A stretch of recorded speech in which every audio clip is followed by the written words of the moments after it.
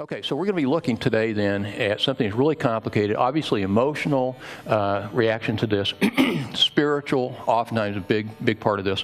Also, behavioral responses, some neurobiology, and really, I think what our intention is, if I could summarize it very briefly, is we're all going to go this way. Is there a better way to do it? Is there a way that we can, as human beings, for ourselves, but also our loved ones and our patients, figure out ways to approach this where it doesn't ruin our life and it reduces some degree of suffering when we come up against something that's really scary about this? Well, how common is death anxiety? I think these statistics are meaningless. This is probably about how many people currently are really afraid because I think I'm going to die soon. But as we're going to say, death anxiety is sort of sprinkled throughout life, so I don't think any statistics are very good. So let's take a look at some of the triggers. And some of these are the obvious ones. Some of them are very subtle, though. And the first one, okay, let me tell you this one.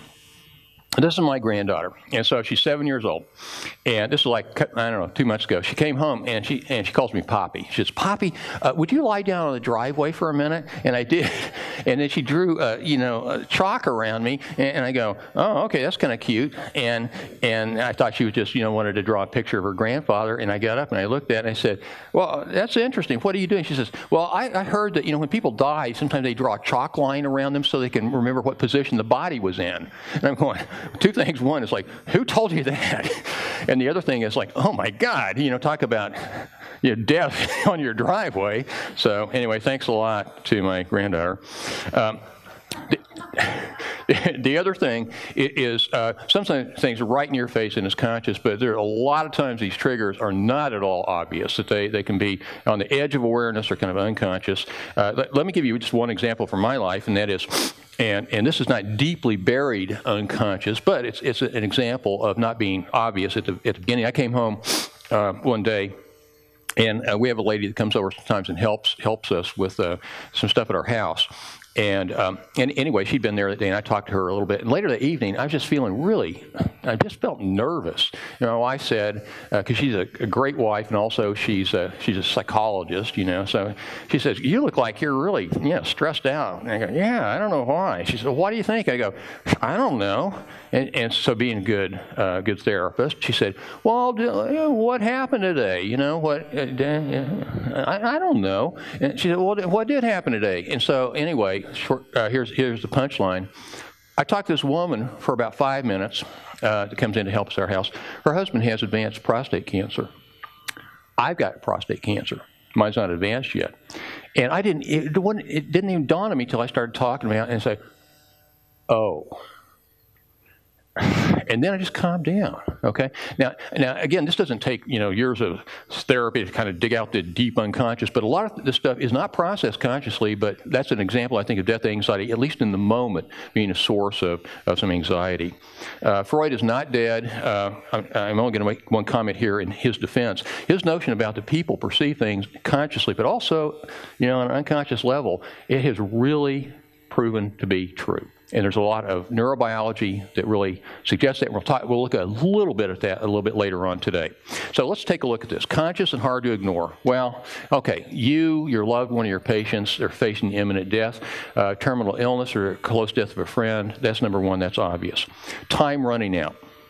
Now, this is in part, I think, about people are saying, you get to a certain age, or especially maybe, you're aware of illnesses or deaths in your friends, and it's like, oh my gosh, time's starting to run out. Now, part of it may be, I'm starting to get afraid of death, but you know what really is the underbelly of a lot of this?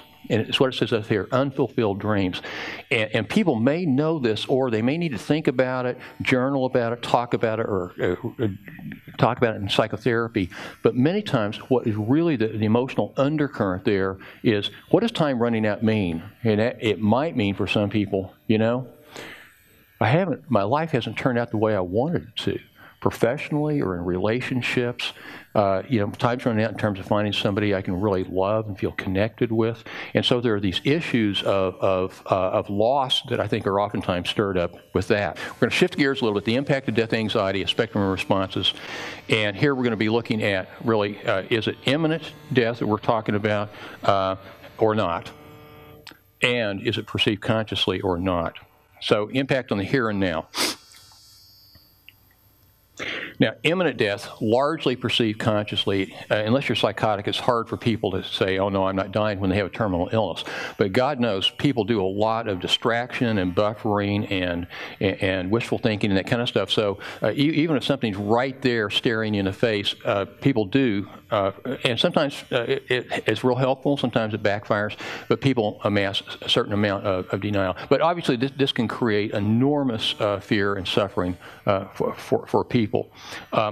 Fear and worry can become all-consuming. Now, this is where facing something like this begins to destroy life. And I mean, I know I'm stating the obvious, but if someone has a short time to live, God, they should, I mean, if possible, wouldn't it be good to have them have the best life possible under those circumstances? But a lot of stuff starts to happen that begins to really ruin life. And a part of this is becoming so preoccupied with this. And many times people don't talk to other people about it, so they're doing this alone in their own mind. They become overly preoccupied. I say it'd be hard to think outside the box, okay? It's all about this. Okay. I think that's clever. I really was proud of making that up and finding that. So, yeah. Disengagement from meaningful involvement in life, emotional constriction, behavioral paralysis. Now, a big part of this, and again, everything I'm going to say are little pieces we're going to be coming back to. This is huge. It's social isolation. And there's many, many different reasons this happens. One is people don't feel like, physically, energy-wise, don't feel like going out and doing normal stuff, okay? But beyond that, is that the person who is facing imminent death starts to become often, most of the time, very concerned about if I start talking about it, it's going to upset people. The other side of the fence, people are scared. People have good hearts, good intentions, but it's scaring the daylights out of them.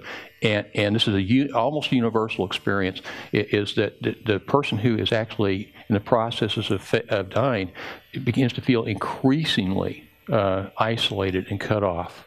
And that then can, in addition to being just bad, feeling a sense of aloneness, okay?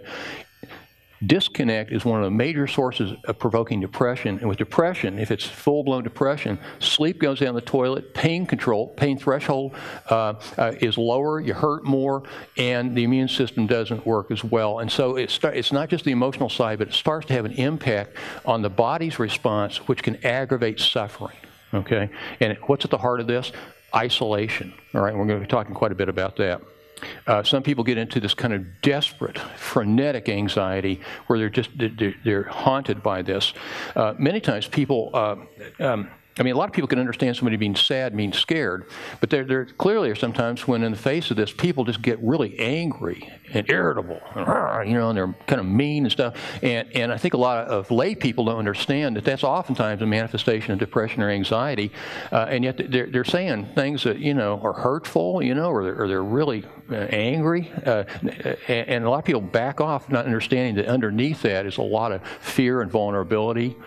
Dissociation, we'll talk a little bit about this kind of zoning out and numbing over, and then collapse into helplessness.